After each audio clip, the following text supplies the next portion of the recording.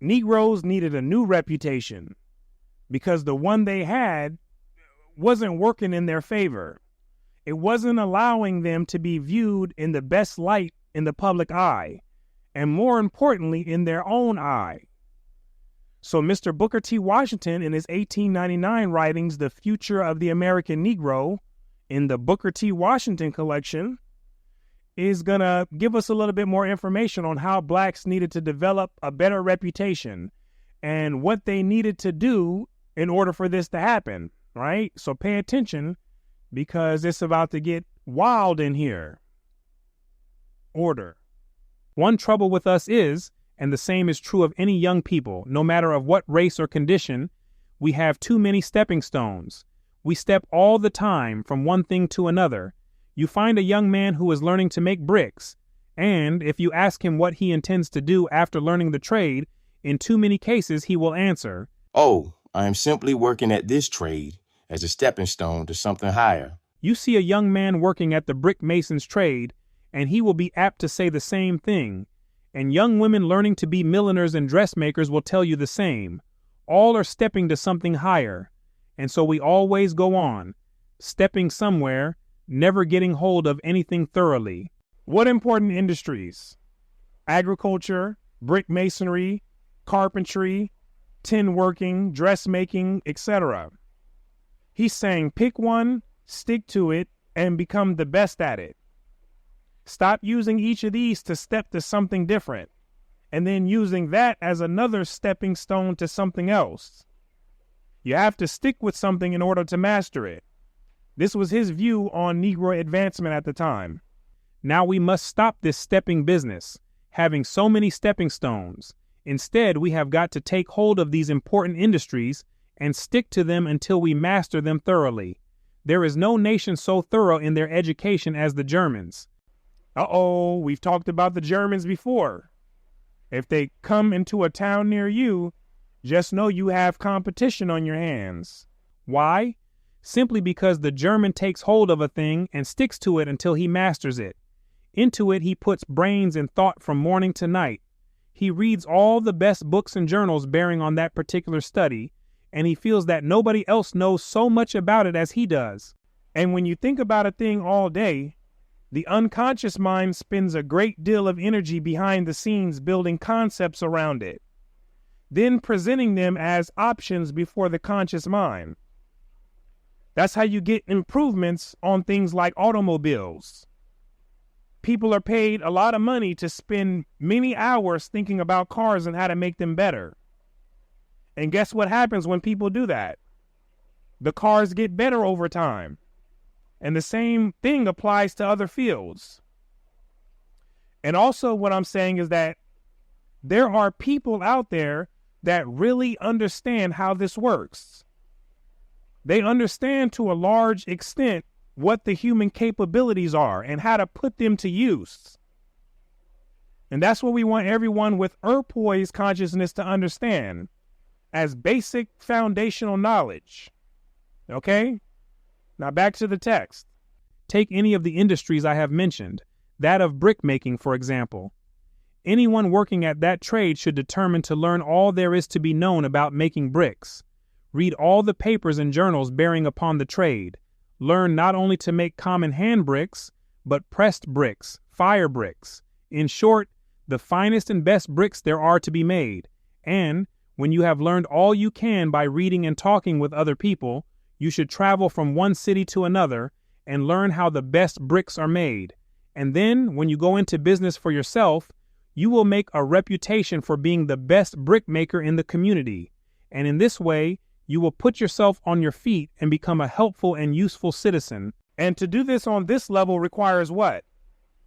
A person to be committed to this subject and minimize the time they spend thinking about unrelated subjects. It doesn't mean that they can never think about or involve themselves in other unrelated subjects, but it does mean that they can't spend a substantial amount of time doing so. Because again, time is limited.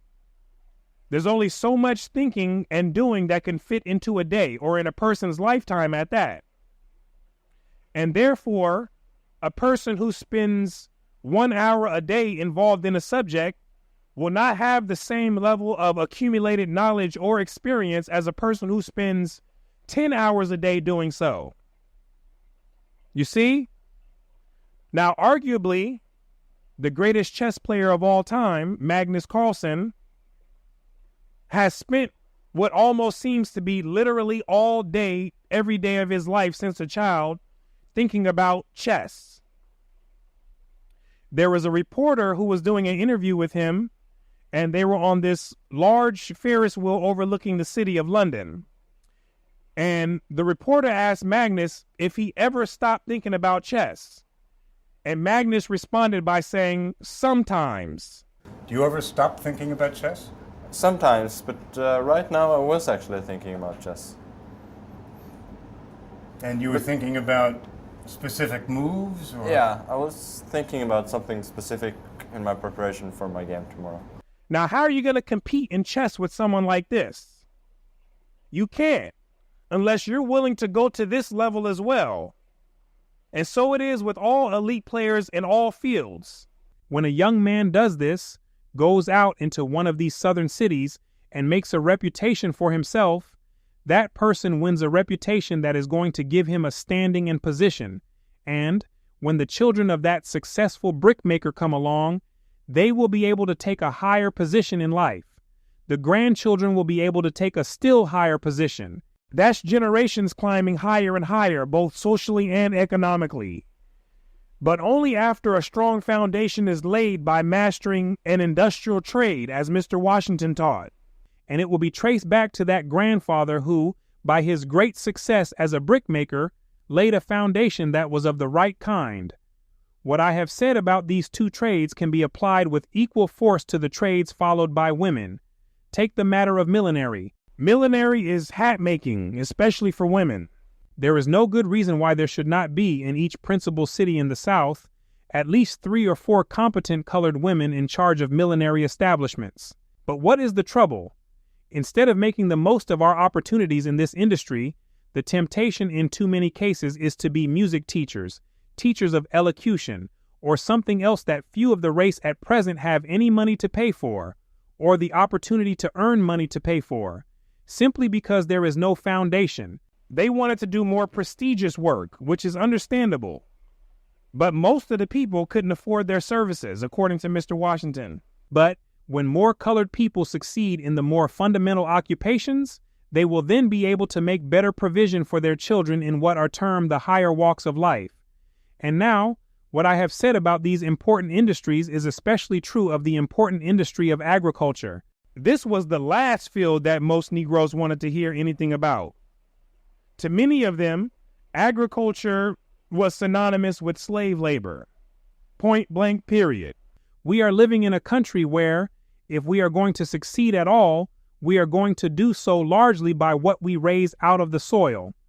The people in those backward countries I have told you about have failed to give attention to the cultivation of the soil, to the invention and use of improved agricultural implements and machinery. The backward countries he previously mentioned were Haiti, Santo Domingo, and Liberia. He mentioned how they were rich in resources, but deficient in the skills needed to make use of all those resources. Without this, no people can succeed. No race which fails to put brains into agriculture can succeed. And if you want to realize the truth of this statement, go with me into the back districts of some of our southern states, and you will find many people in poverty, and yet they are surrounded by a rich country. Because having the resources is one thing. People could be surrounded with all the resources in the world, but if they don't have the knowledge and skills on how to make use of those resources, then in a sense it's almost the same thing as not having them at all. A race, like an individual, has got to have a reputation. Pay attention, it's about to heat up. Such a reputation goes a long way toward helping a race or an individual, and when we have succeeded in getting such a reputation, we shall find that a great many of the discouraging features of our life will melt away. Reputation is what people think we are, and a great deal depends on that. Reputation is the set of ideas that pop up in a people's mind and the way they feel when they hear the name of a people or when they see them. When people hear Negro or Black, there are certain associated ideas and feelings that accompany that name. This is reputation.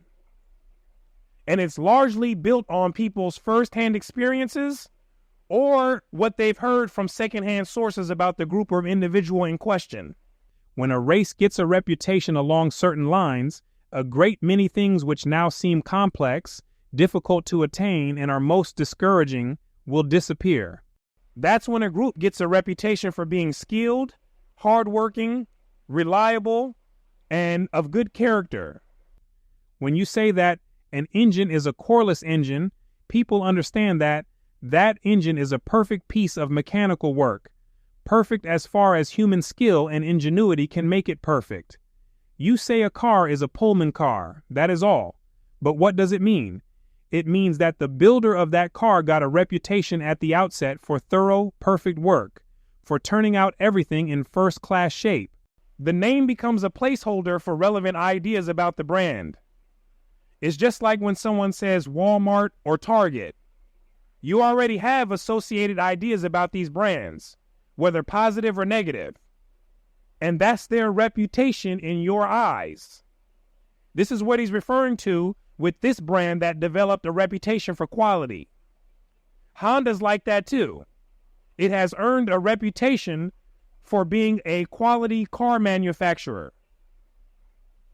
All of its goodness and its reputation for being quality is compacted in the name Honda. When someone says that, it unfolds all those ideas. And so with a race. And so it is when people talk about a race. Now, as an Earthboys person, we don't assume any racial categories for ourselves. But most other Americans still do. So when people hear the black race, what are the ideas and feelings that pop up in people's minds, including those that self-identify as black? The ideas vary, but we all know the common ideas.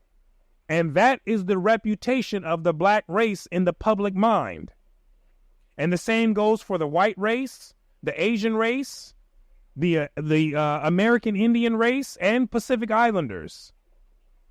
And like I said, Earthboys people don't categorize ourselves as races. We know that this was something created by European colonizers to dominate people. And they were the ones who created all the racial names for the people. So as free people of the universe, we have chosen not to participate in that ideology. You cannot keep back very long a race that has the reputation for doing perfect work in everything that it undertakes. And then we have got to get a reputation for economy. The reason Negroes had to get a reputation for economy was because they didn't have one. The reputation blacks had was showy, wasteful, and spending without consideration of the future. Nobody cares to associate with an individual in business or otherwise who has a reputation for being a trifling spendthrift, who spends his money for things that he can very easily get along without, who spends his money for clothing, gewgaws, superficialities, and other things when he has not got the necessaries of life. All part of the reputation that blacks had. These were the ideas that popped up in people's mind when they heard the name black or Negro or N-word. We want to give the race a reputation for being frugal and saving in everything. Then we want to get a reputation for being industrious. Now, remember these three things. Get a reputation for being skilled. It will not do for a few here and there to have it. The race must have the reputation, because there's always the exceptions. Of course there were blacks who saved, worked hard, were financially intelligent, and so forth. But there were not enough of them to solidify that as the reputation for blacks as a whole. That's why he's saying that it won't do to have just a few here and there. Get a reputation for being so skillful, so industrious that you will not leave a job until it is as nearly perfect as anyone can make it. And then we want to make a reputation for the race for being honest. Honest at all times and under all circumstances. A few individuals here and there have it. A few communities have it. But the race as a mass must get it. You see that? He's saying that a few black individuals and communities already had the reputation for being honest. But that wasn't enough. He wanted all blacks to be honest people. The race wants to get a reputation for being strictly honest in all its dealings and transactions, honest in handling money, honest in all its dealings with its fellow men. And if all blacks became honest, then guess what? That would become part of their reputation in the public mind. And then we want to get a reputation for being thoughtful.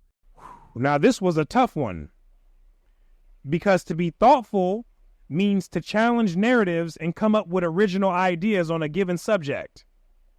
It also means to be skilled in maintaining a certain level of control over emotional responses. This I want to emphasize more than anything else. We want to get a reputation for doing things without being told to do them every time. That's taking the initiative. If you have work to do, think about it so constantly, investigate and read about it so thoroughly, that you will always be finding ways and means of improving that work. The average person going to work becomes a regular machine, never giving the matter of improving the methods of his work a thought. He is never at his work before the appointed time and is sure to stop the minute the hour is up. Moreover, it is with a race as it is with an individual. It must respect itself if it would win the respect of others. So there were many things that Negroes needed to change to improve their reputation. And most of these areas of improvement were required due to slavery, right? And there were a lot more areas than what Mr. Washington named in this section. But the point still remains that Negroes needed to change. And my addition to this is that Negroes needed to become something else, right? They would have gone through all this work in restructuring their consciousness, their character, and their culture. And then what would be the point of them keeping that name that represented the old counterproductive ways? I see none. So that would have to change as well if they want to create a new crisp and clean reputation, which is the destiny for those who desire to fully cross over. Right? So think about that. Think about that as we continue to once again continue into the next commentary. And so I thank you for your time and attention. My name is Brooklyn St. Michael, and I'll see you in the free world.